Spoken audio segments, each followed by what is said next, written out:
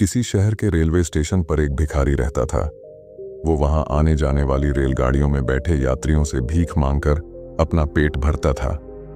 एक दिन जब वह भीख मांग रहा था तो सूट बूट पहने एक लंबा सा व्यक्ति उसे दिखा।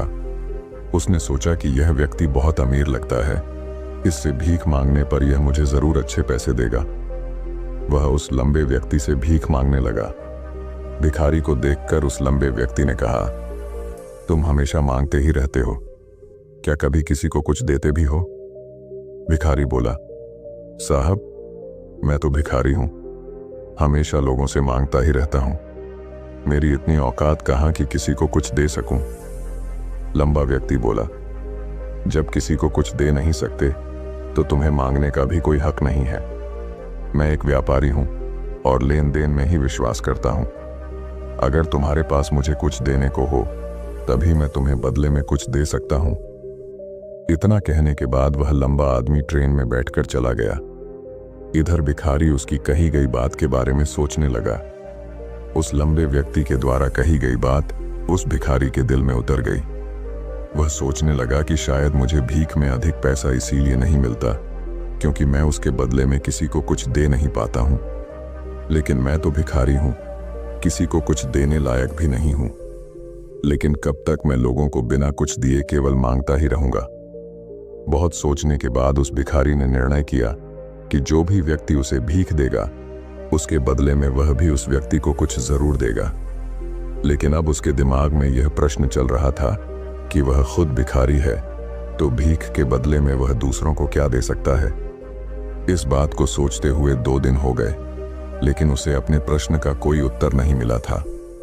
तीसरे दिन जब वह स्टेशन के पास बैठा हुआ था तभी उसकी नजर कुछ फूलों पर पड़ी जो स्टेशन के आसपास के पौधों पर खिल रहे थे।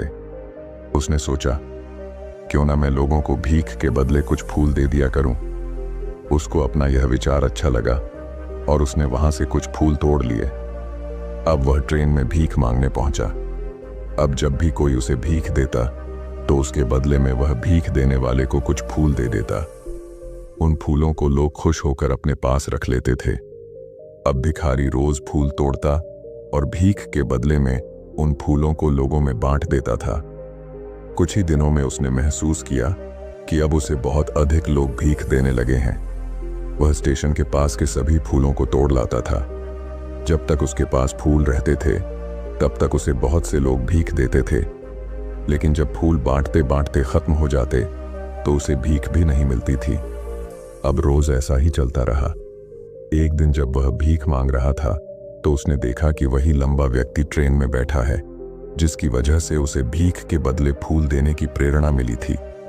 वह तुरंत उस व्यक्ति के पास पहुंच गया और भीख मांगते हुए बोला, आज मेरे पास आपको देने के लिए कुछ फूल हैं, आप मुझे भीख दीजिए तो बदले में मैं आपको कुछ फूल दूंगा। उस लंबे व्यक्ति ने उसे भीख के रूप में कुछ पैसे दे दिए और भिखारी ने कुछ फूल उसे दे दिए। उस लंबे व्यक्ति को यह बात बहुत पसंद आई। वह बोला, वाह क्या बात है, आज तुम भी मेरी तरह एक व्यापारी बन गए हो।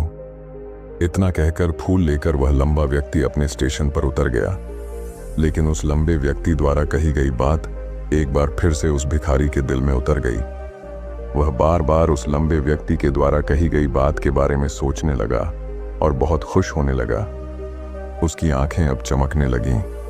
उसे लगने लगा कि अब उसके हाथ सफलता की वह चाबी लग गई है जिसके द्वारा वह अपने जीवन को बदल सकता है। वह तुरंत ट्रेन से नीचे उतरा और उत्साहित होकर बहुत तेज आवाज में ऊपर आसमान की तरफ देखकर बोला, मैं भिखारी नहीं हूं, मैं तो एक व्यापारी हूं, मैं भी अमीर बन सकता हूं। लोगों ने उसे देखा तो सोचा कि शायद यह भिखारी पागल हो गया है और अगले दिन से वह भिखारी उस स्टेशन पर फिर कभी नहीं दिखा।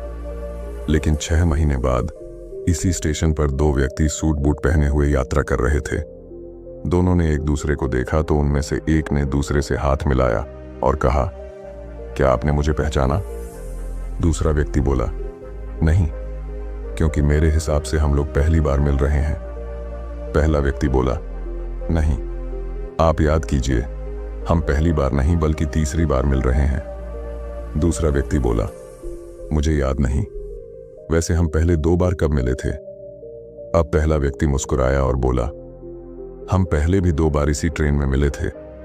मैं वही भिखारी हूं जिसको आपने पहली मुलाकात में बताया कि मुझे जीवन में क्या करना चाहिए, और दूसरी मुलाकात में बताया कि मैं वास्तव में कौन हूं। दूसरा व्यक्ति मुस्कुराया और अचंभित होते हुए बोला, ओ, याद आया, तुम वही भिखारी हो जिसे मैंने एक बार भीख देने से मना कर दिया था और दूसरी बार मैंने तुमसे कुछ फूल खरीदे थे। लेकिन आज तुम ये सूट बूट में कहाँ जा रहे हो और आजकल क्या कर रहे हो? तब पहला व्यक्ति बोला, हाँ, मैं वही भिखारी हूं, लेकिन आज मैं फूलों का एक बहुत बड़ा व्यापारी हूं और इसी व्यापार के काम से ही दूसरे शहर जा रहा हूं। कुछ देर रुकने के बाद वह फिर बोला, आपने मुझे पहली मुलाकात में प्रकृति का वह नियम बताया था जिसके अनुसार हमें तभी कुछ मिलता है जब हम कुछ देते हैं। लेन देन का यह नियम वास्तव में काम करता है। मैंने यह बहुत अच्छी तरह महसूस किया है, लेकिन मैं खुद को हमेशा भिखारी ही समझता रहा। इससे ऊपर उठकर मैंने कभी सोचा ही नहीं। और जब आपसे मेरी दूसरी मुलाकात हुई तब आपने मुझे बताया कि मैं एक व्यापारी बन चुका हूं। अब मैं समझ चुका था कि मैं वास्तव में एक भिखारी नहीं बल्कि व्यापारी बन चुका हूं। मैंने समझ लिया था कि लोग मुझे इतनी भीख क्यों दे रहे हैं, क्योंकि वह मुझे भीख नहीं दे रहे थे बल्कि उन फूलों का मूल्य चुका रहे थे। सभी लोग मेरे फूल खरीद रहे थे क्योंकि इससे सस्ते फूल उन्हें कहाँ मिलते। मैं लोगों की नज़रों में एक छोटा व्यापारी था, लेकिन मैं अपनी नज़रों में एक भिखारी ही था। आपके बताने पर मुझे समझ आ गया कि मैं एक छोटा व्यापारी हूँ। मैंने ट्रेन में फूल बांटने से जो पैसे इकट्ठे किए थे उनसे बहुत से फूल खरीदे और फूलों का व्यापारी बन गया। यहाँ के लोगों को फूल बहुत पसंद है और उनकी इसी पसंद ने मुझे आज फूलों का एक बहुत बड़ा व्यापारी बना दिया। दोनों व्यापारी अब खुश थे और स्टेशन आने पर साथ उतरे और अपने अपने व्यापार की बात करते हुए आगे बढ़ गए। दोस्तों, इस कहानी से हमें बहुत कुछ सीखने को मिलता है। कहानी में लंबा व्यापारी गिव एंड टेक के नियम को बहुत अच्छी तरह जानता था। दुनिया के सभी बड़े व्यापारी इसी जीवन के नियम का उपयोग करके सफल हुए हैं।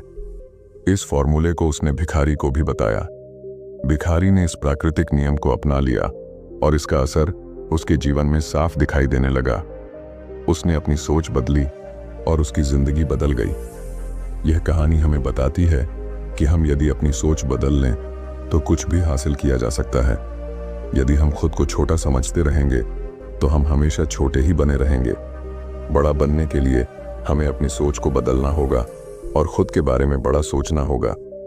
कहानी का सार यह है कि सफलता आपकी सोच में छुपी होती है। खुद का आत्मसम्मान जगाइए, अपनी सोच को बड़ा बनाइए और देखिए कैसे आप सफलता के शिखर पर पहुंच जाते हैं।